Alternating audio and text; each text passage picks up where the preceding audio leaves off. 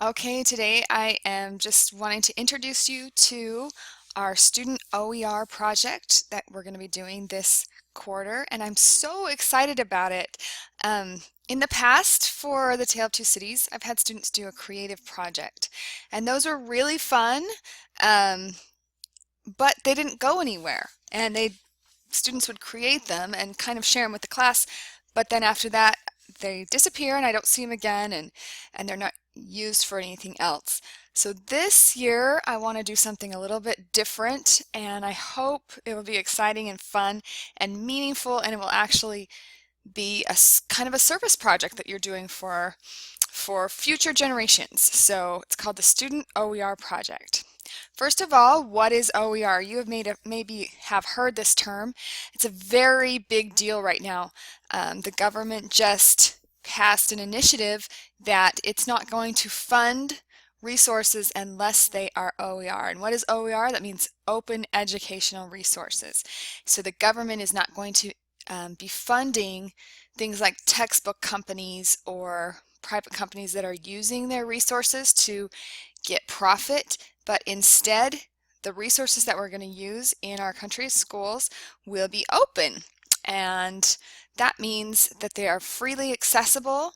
You create these resources for education and then you share them out with the world so that other people can use them. They can change them around. They could add to them, fix them up, and use them for their own resources. So an OER is simply an open educational resource, meaning it's open and shareable to other students around the country and world. Who creates OER? Traditionally, and this is kind of a new movement in the past, I guess, 10 years or so, and actually our school that started as Open High School, Mountain Heights Academy used to be Open High School, was founded on that principle that the things that we create here, the resources that we have here at our school, are open, and we actually as teachers and as a school share our courses online for free so that teachers around the world can use them. But anyway, traditionally it's been teachers, professors, instructional designers, administrators, and big organizations that are creating these resources. But why not students? There's a new movement for students themselves to be creating the resources for other students to use. And that's what we're going to do this quarter. So here's the steps. That might seem a little overwhelming, but here are the easy steps. What you're going to do is sign up for a chapter. So I will have a Google Doc sign up sheet. You're going to choose one chapter from the novel and create a resource for that chapter. Something to help other students understand, interpret the reading material. So you'll sign up for a chapter. Not everyone can't do the same chapter, so I'm going to limit it to 2 people can sign up for one chapter at the most, but I think there's enough chapters that each student could sign up for a different chapter. Then you're going to create a resource, and here's just a few ideas that I have just off the top of my head, and I will be adding to them. And also you can come up with your own idea of a resource that would be helpful. Wait a second.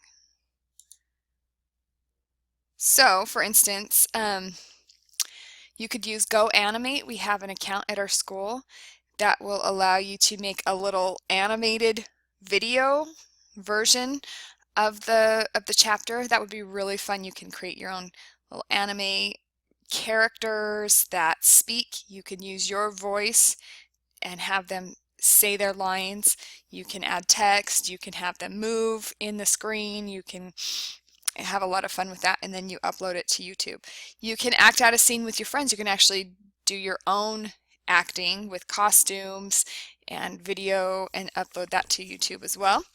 Or you can illustrate a chapter with if you're a good artist, you can create drawings or paintings that could go along with the chapter, or take original photography for different scenes, characters, settings that would be helpful for students to help imagine what the scene might look like.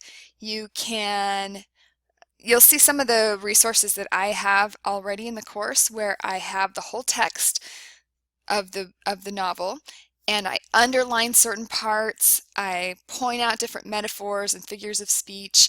I help you understand the vocabulary so you can actually create a video resource like that for some of the more difficult chapters, helping students to interpret what's going on with the language in that chapter, and talk about why it's important. You can do a monologue or a dialogue. Again, I guess that kind of goes back to the idea of creating a video. You can create a, like, quote unquote, no fear Dickens type resource. Remember, there was that no fear Shakespeare that some of you looked at in the first quarter, where you have the original text on one side and then your version, your simplified version on the right side, or any other idea that you might have. This could be creative and something that might help you understand the novel. Chances are that will help the next person reading the novel to understand it as well. Step 3, we're going to publish your resources in the OER Commons. Now, not everyone is going to be published. I'm going to have to choose, the ones that are quality work. So make sure you're doing high quality work that is publish worthy and shareable.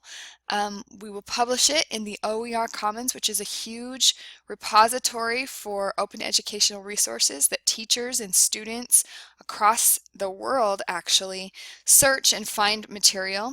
So we'll create a resource that says something like A Tale of Two Cities, student created resources, and students that might be looking for help on A Tale of Two Cities, or teachers that might want some extra resources that are teaching this novel in other schools, can use your resources to help them teach. So that will be really exciting. And my vision is that year after year we will just add to this resource.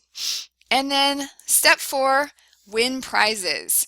So if your resource is chosen to be published, and I have no limit on how many I can publish. If every single one does quality work, we can publish them all. But if yours is chosen, I will send you a gift card.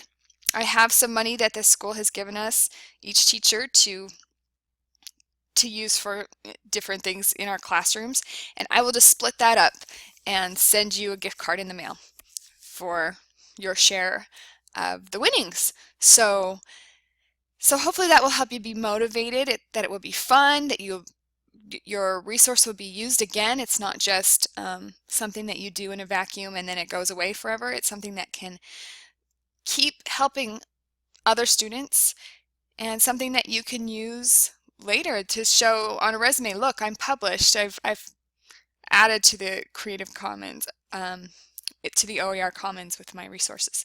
So it's exciting. I hope you think it is too. This is just the kind of an introduction to it, and we'll be adding more detail as we go along. But in this forum, I want you to talk about it, this project in the forum in week 3. Talk about kind of your reaction and your ideas for what you want to do for this project. Have fun with it and ask me any questions you have. Good luck.